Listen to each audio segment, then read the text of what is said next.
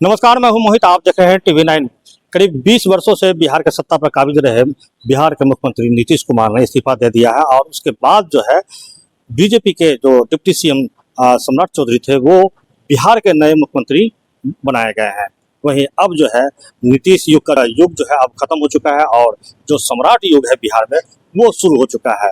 इस बारे में बिहार की जनता की क्या राय है, अभी हम पूर्णिया समाहरणालय परिसर में हैं और यहाँ के लोगों से बातचीत करेंगे कि आखिर नीतीश कुमार का जो शासन था और अब जो सम्राट चौधरी का शासनकाल जो शुरू होने वाला है वो कैसा रहेगा। गठबंधन के तहत ही सही मगर भाजपा को जो है बिहार का पहला मुख्यमंत्री मिल चुका है। हमारे साथ भाजपा प्रवक्ता दिलीप कुमार दीपक हैं। सर, आपका बीजेपी का मुख्यमंत्री पहली बार मिल चुका है, क्या लगता है किस तरह से सम्राट जी का कार्यकाल होगा? बिहार के इतिहास में भाजपा के कई मंत्री बने लेकिन मुख्यमंत्री पहली बार बना। इसके लिए मैं सम्राट चौधरी जी को हृदय से बहुत बहुत बधाई देता हूं और शुभकामनाएं भी करता हूं कि वो अपने कार्यों से ये साबित कर दें कि बीजेपी का मुख्यमंत्री जब आया है तो विकास की गंगा बहेगी। जैसे नीतीश कुमार ने विकास की गंगा को बहाने का काम किया और नीतीश कुमार की भी पहली पसंद वो है, इसलिए करके उनको चाहिए कि वो उसी अनुरूप काम करे ताकि बिहार का नाम रोशन हो।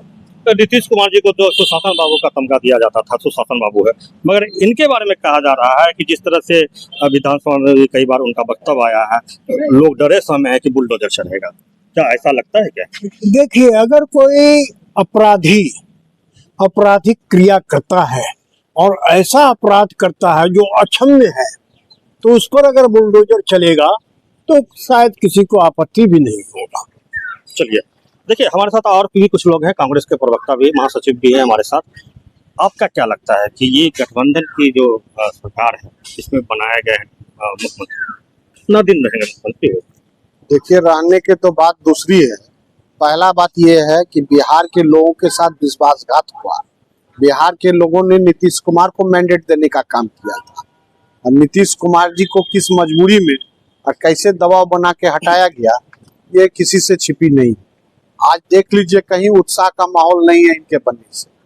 हमको लगता है कृपा पर है और ये हमको लगता है 2-4 महीना अगर चल जाएंगे तो बहुत बड़ी बात होगी। शपथ ग्रहण में भी बहुत नेता वगैरह आप देखिए, पहली बार ऐसा हुआ कि कोई मुख्यमंत्री शपथ ले रहा हो और किसी प्रदेश से कोई नेता, बड़े नेता नहीं आए हो। इससे स्पष्ट है कि बीजेपी में भी नाराजगी है इनको बनाने से, ये तो दिखता ही है।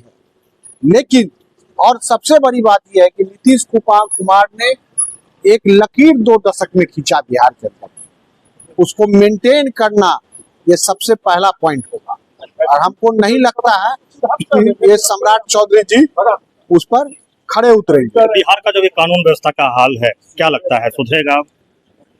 अभी तो बिहार का जो व्यवस्था है, entire law and system has broken down, nobody can safe here. कोई सुरक्षित नहीं है, सारा जगह अव्यवस्था का माहौल है, भ्रष्टाचार चरम पर है। नीतीश कुमार जी जो कह रहे थे सुशासन, कानून का राज, तो ये तो अब समाप्त दिखता जा रहा है और विगत ये 3-4 महीने में जो डिटेरियोरेट हुआ है कानून व्यवस्था, ये किसी से छिपा नहीं है। तो ये जो है, और मेरा ये भी मानना है कि अब बिहार का फैसला बिहार से नहीं बल्कि गुजरात और दिल्ली में बैठ के किया जाएगा। चलिए, देखिए विपक्षी दलों का आरोप है कि गुजरात और दिल्ली से जो है रिमोट कंट्रोल के सहारे जो है बिहार की राजनीति चलेगी, मगर आपको क्या लगता है बिहार की जनता क्या सोच रही है मुख्यमंत्री बनने? निश्चित रूप से माननीय सम्राट चौधरी को मुख्यमंत्री बनने के बाद बिहार की जनता बहुत ही खुशी में है और आने वाला समय निश्चित रूप से बिहार का भविष्य बहुत ही सुंदर होगा।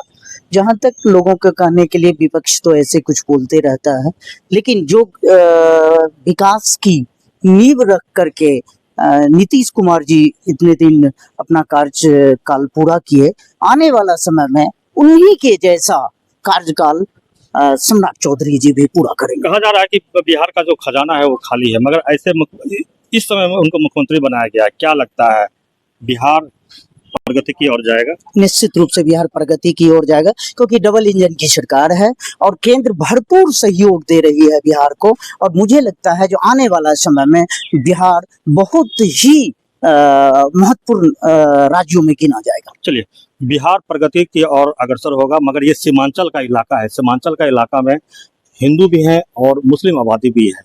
और जो सम्राट चौधरी का जो छवि है, क्या लगता है सीमांचल में क्या दोनों को साथ लेकर चल पाएंगे? देखिए, राजनीति में राजनीति धर्म या राजधर्म होता है।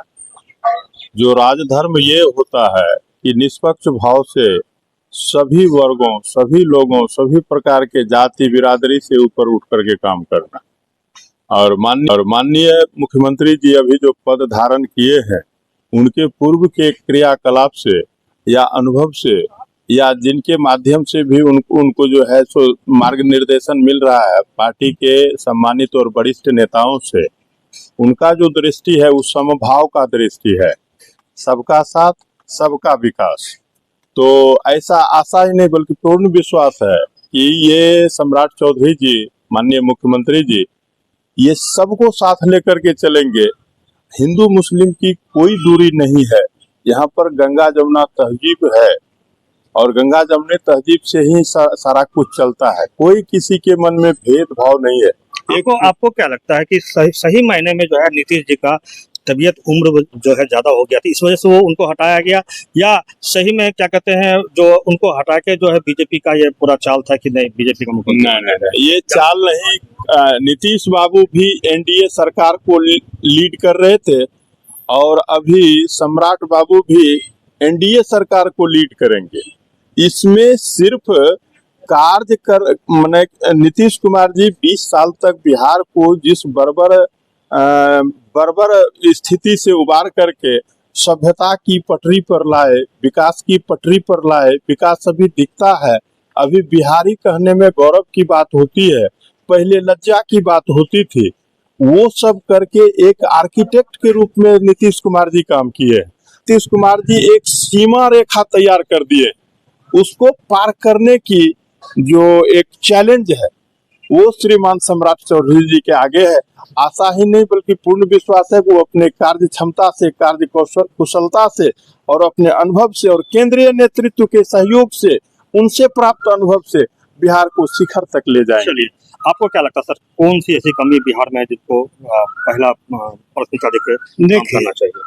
कमी की बात जब कहते हैं तो मैं बिना छुपाए हुए आपको कहता हूँ, बिहार में बेरोजगारी है, बिहार में महंगाई है, बिहार में भ्रष्टाचार है।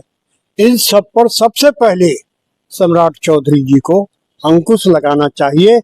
उसके बाद मैं समझता हूँ कि जय जयकार हो जाएगा सम्राट जी का और लोग फिर से कहेंगे कि अगली बार भाजपा सरकार। कैसा है सम्राट चौधरी मुख्यमंत्री? सम्राट चौधरी एक नंबर नेता है और नीतीश कुमार पहले था, नीतीश कुमार के बाद ये आया है। बुलडोजर एक्शन के जैसा काम करेगा ये भी। कैसा एक्शन? बुलडोजर एक्शन में काम करता है और करेगा। हाँ, बुलडोजर एक्शन में बुलडोजर चलाना चाहता है, चलाएगा यहाँ पे। अच्छा। जैसे योगी जी करता है यूपी में। आप क्या चाहते हैं, कैसा बुलडोजर वाला रहे नीतीश कुमार? एकदम बुलडोजर एक्शन होना चाहिए बिहार में। अच्छा, किस पर होना चाहिए बुलडोजर? किस पर चले? किस पर चलेगा? जो गलत काम करता है, जो माफिया सब है, यही सब।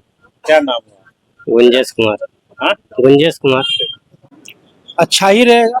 सम्राट चौधरी बीजेपी का बने हैं, 20 साल 21 साल के बाद जो पूर्णिया में बिहार का मुख्यमंत्री बने सम्राट चौधरी, अच्छा ही रहेगा।